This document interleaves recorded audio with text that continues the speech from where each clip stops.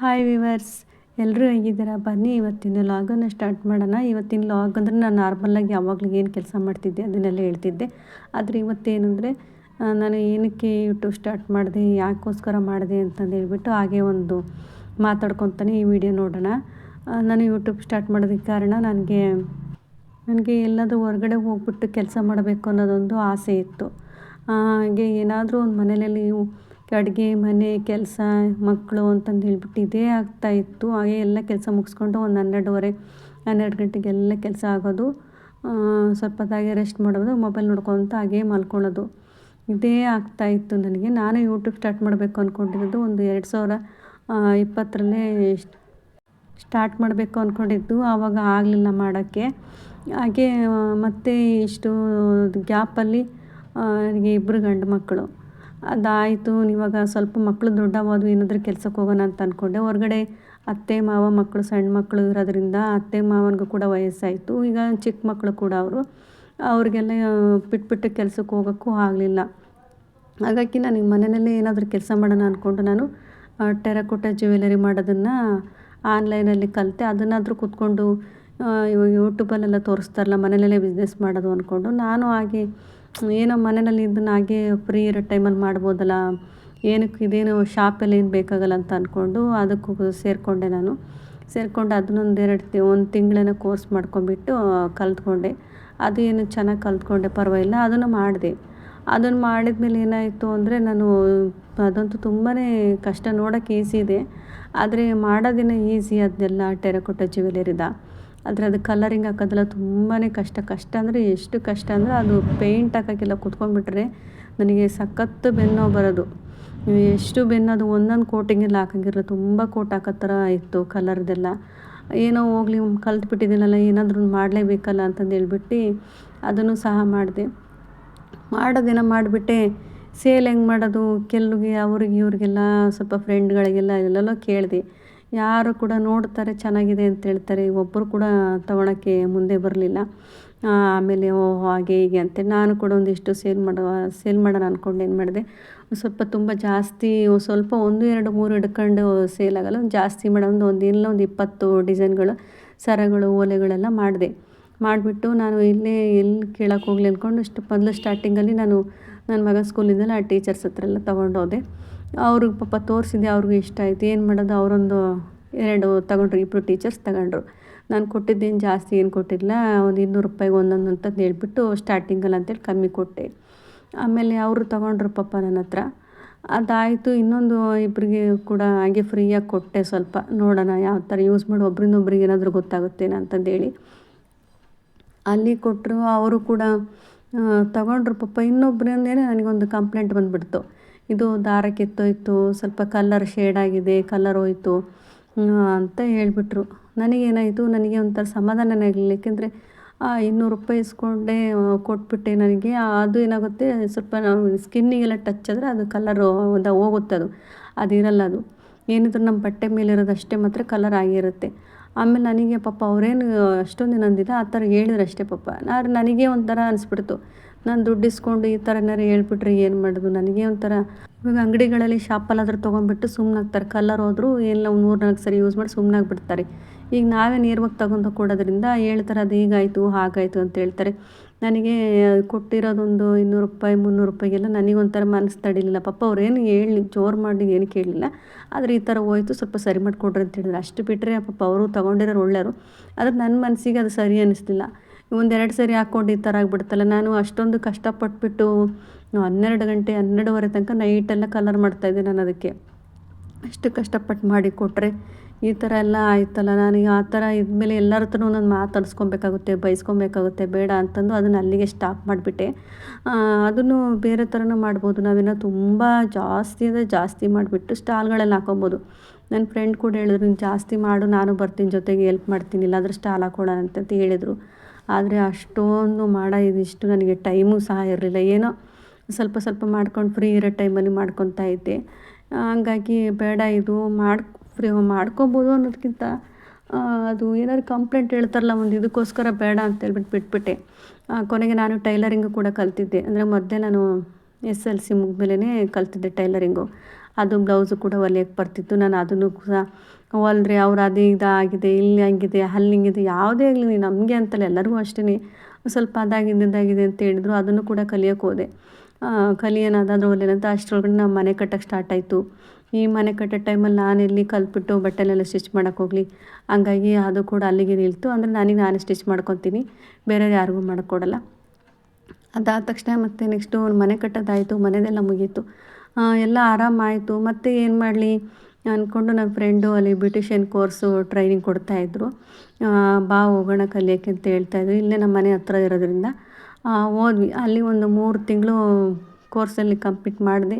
ಅದಕ್ಕೆ ಸರ್ಟಿಫಿಕೇಟ್ ಕೂಡ ಕೊಟ್ಟರು. ಅದು ಕೂಡ ಇಷ್ಟ ಆಯಿತು. ಇದಾದರೂ ಮಾಡೋಣ ಹೋಗಿ ಅಂತ ಅಂದ್ಕೊಂಡೆ. 10 ಗಂಟೆಯಲ್ಲಿ ಇದಾದರೂ ಹೋಗಿ 10 ಗಂಟೆಗೆ ಹೋಗ್ಬಿಟ್ಟು ಬೇಗ ಬಂದುಬಿಟ್ಟು ಮಾಡೋಣ ಅಂದ್ಕೊಂಡ್ರೆ ಎಲ್ಲಿ ಕೇಳಿದ್ರು ಅಂದರೆ ನಾವೇ ಸ್ಟಾರ್ಟಿಂಗಲ್ಲೇ ಮಾಡೋಕ್ಕೆ ಸ್ವಲ್ಪ ಕಷ್ಟ ಆಗುತ್ತೆ. ಸ್ವಲ್ಪ ಪಾರ್ಲರಲ್ಲಿ ಮಾಡಿಬಿಟ್ಟು ಆಮೇಲೆ ನೋಡೋಣ ಅಂತ ಅಂದ್ಕೊಂಡು ಯಾರನ್ನಾದ್ರೂ ಕೇಳಿದರೆ ಅವರು ಬಂದುಬಿಟ್ಟು 10ರಿಂದ 8 ಗಂಟೆ 8:15 ಹೇಳ್ತಾರೆ. ಆ ಟೈಮಿಂಗ್ಸು ನನಗಾಗಲ್ಲ. ಏಕೆಂದರೆ ಮಕ್ಕಳು ಬಂದುಬಿಡ್ತಾರೆ ಮನೆಗೆ. ಅವರಿಗೆ ಮಕ್ಳಿಗೆ ನೋಡಬೇಕು, ಓದಿಸ್ಬೇಕು. ಮಗ ಇನ್ನು LKG UKG ಅವ್ರನ್ನೆಲ್ಲ ನೋಡ್ಕೊಳ್ಳೋ ಅಂತಾರೆ. ಮನೇಲಿ ಯಾರಾದರೂ ಒಬ್ಬರು ಇದ್ದಾರೆ ಅಂದರೆ ಪರವಾಗಿಲ್ಲ ಮಾಡ್ಬೋದು. ಅವ್ರಿಗೆ ನೋಡ್ಕೋಬೇಕು. ಮತ್ತು ಮಾವ ಅತ್ತೆ ಅವ್ರು ಇರ್ತಾರೆ, ಅವರಿಗೂ ಕೂಡ ಟೀ ಅದೆಲ್ಲ ನೋಡ್ಕೊಬೇಕು. ಮತ್ತು ಬಂದುಬಿಟ್ಟು ಅಡುಗೆ ಮಾಡೋದು, ನಾನು ಬಂದು ಅಡುಗೆ ಮಾಡಿ ಅವಾಗೆಲ್ಲ ಊಟ ಮಾಡೋಷ್ಟಕ್ಕೂ ಇಲ್ಲ. ಹಂಗಾಗಿ ಕೊನೆಗೆ ಏನು ಮಾಡಲಿ, ಬ್ಯೂಟಿಷನ್ ಮಾಡಿದ್ದು ಅದಕ್ಕೂ ಹೋಗಲಿಲ್ಲ. ಮನೇಲೇ ಮತ್ತೆ ಕೂರಬೇಕಾಯ್ತು. ಹಿಂಗೆ ಏನೂ ಮಾಡೋಕ್ಕಾಗಲಿಲ್ಲಲ್ಲ ಅಂತ ಸುಮ್ಮನೆ ಹೀಗೆ ಯೋಚನೆ ಮಾಡ್ಕೊತ ಕೆಲಸ ಮಾಡೋದು, ಮಲ್ಕೊಳ್ಳೋದು. ಅದ್ರ ಜೊತೆಗೆ ನನಗೆ 2 ಸಿಸೇರಿಯನ್ ಆಗಿರೋದ್ರಿಂದ ನನಗೆ ಸಖತ್ತು ಬೆನ್ನು ನೋವು. ಹಂಗಾಗಿ ಇದು ಕುಚ್ಚು ಕಟ್ಟೋದಿದೆಯಲ್ಲ ಅದನ್ನು ಅಷ್ಟೇ, ಕುಚ್ಚು ಕಟ್ಟೋಕ್ಕೆಲ್ಲ ಅದಂತೂ ಆಗೋದಿಲ್ಲ ನನ್ನ ಕೈಲಿ. ಯಾವುದು ಕೂಡ ಎಲ್ಲ ಮಾಡಬೇಕಂತ ಆಸೆಯಿದ್ದು ನನಗೆ ಬೆನ್ನು ನೋವು ಇರೋದ್ರಿಂದ ಒಂದೊಂದು ಕೆಲಸಗಳು ನನಗೇನು ಮಾಡೋಕ್ಕೆ ಆಗ್ತಾಯಿರಲಿಲ್ಲ. ಅಷ್ಟು ಬೆನ್ನು ನೋವು ಬರ್ತಿತ್ತು ನನಗೆ. ತುಂಬ ಹಾಸ್ಪಿಟ್ಲೆಲ್ಲ ಸೇರಿಸಿದೆ, ಸರಿ ತೋರಿಸ್ಕೊಂಡ್ಬಂದೆ. ಹಾಸ್ಪಿಟ್ಲಲ್ಲಿ ಎಲ್ಲ ನಾರ್ಮಲ್ ಇದೆ ಅಂತ ಹೇಳ್ತಾರೆ, ಏನಿಲ್ಲ ಅಂತ ಹೇಳ್ತಾರೆ. ಅಷ್ಟು ಬೆನ್ನು ನೋವು ನನಗೆ. ಕೆಳಗಡೆ ಊಟ ಮಾಡೋಕೆ ಕೂತ್ಕೊಂಡು ಮೇಲೆ ಎದ್ದರೆ ಎದ್ದೇಳೋಕ್ಕಾಗಲ್ಲ. ಬಟ್ಟೆ ಏನಾದರೂ ತೊಳೆದ್ಬಿಟ್ಟು ಕೆಳಗಡೆ ಈ ಬಟ್ಟೆ ಹಿಂಡಬೇಕು ಅಂದರೆ ಆಗೋಲ್ಲ. ಬಕ್ಕೊಂಬಿಟ್ಟು ಹಿಂಗೆ ಮೇಲೆ ಹೇಳೋಕ್ಕೆ ಹೋದರೆ ಫುಲ್ಲು ಒಂದು 5 ನಿಮಿಷ ನಿಧಾನಕ್ಕೆ ಎದ್ದೇಳಬೇಕು, ಅಷ್ಟು ಬೆನ್ನು ನೋವಿದೆ ನನಗೆ. ಹಂಗಾಗಿ ಅದನ್ನು ಮಾಡೋಕ್ಕಾಗಲಿಲ್ಲ. ಕೊನೆಗೆ ಊಟ ಮಾಡೋದು, ಮಲ್ಕೊಳ್ಳೋದು, ಹಿಂಗೆ ಮೊಬೈಲ್ ನೋಡ್ಕೊತಿರೋದು. ಬರ್ತಾ ಬೆನ್ನು ನೋವು ತುಂಬ ಜಾಸ್ತಿ ಆಯಿತು. ಹೀಗೆ ಮತ್ತೆ ಹಾಸ್ಪಿಟ್ಲ್ ಹೋಗೋದು ಬರೋದು ಹಿಂಗೆ ಬರೀ ಓಡಾಡ್ಕೊತಾನೆ ಕೆಲಸ ಮಾಡಬೇಕು. ಒಂದೇ ಹತ್ರ ನಿಲ್ಲಕ್ಕಾಗಲ್ಲ, ಒಂದೇ ಹತ್ರ ಕೂರೋಕ್ಕಾಗಲ್ಲ, ಮಲ್ಕೊಳಕ್ಕಾಗಲ್ಲ, ಅಷ್ಟು ಬೆನ್ನು ನೋವು ಬರ್ತಿತ್ತು. ಆಮೇಲೆ ನಾನು ಹೀಗೆ ಯೂಟ್ಯೂಬಲ್ಲಿ ನೋಡ್ಬೇಕಾದ್ರೆ ಒಬ್ಬರು ಹಾಗೆ ಗಾಯ್ಸ್ ಗ್ಲಿಟ್ಸ್ ಅಂತ ಒಂದು ಚಾನಲ್ ಇದೆ, ನೋಡಿರ್ಬೋದು. ಅವ್ರ ಚಾನಲ್ ಮುಖಾಂತರ ನಾನು ನೋಡಬೇಕಾದ್ರೆ ಯೋಗದಿಂದ ಈ ಥರ ಉಪಯೋಗ ಇದೆ ಅಂತಂದು ಹೇಳ್ಬಿಟ್ಟು ಹೇಳ್ತಾಯಿದ್ರು.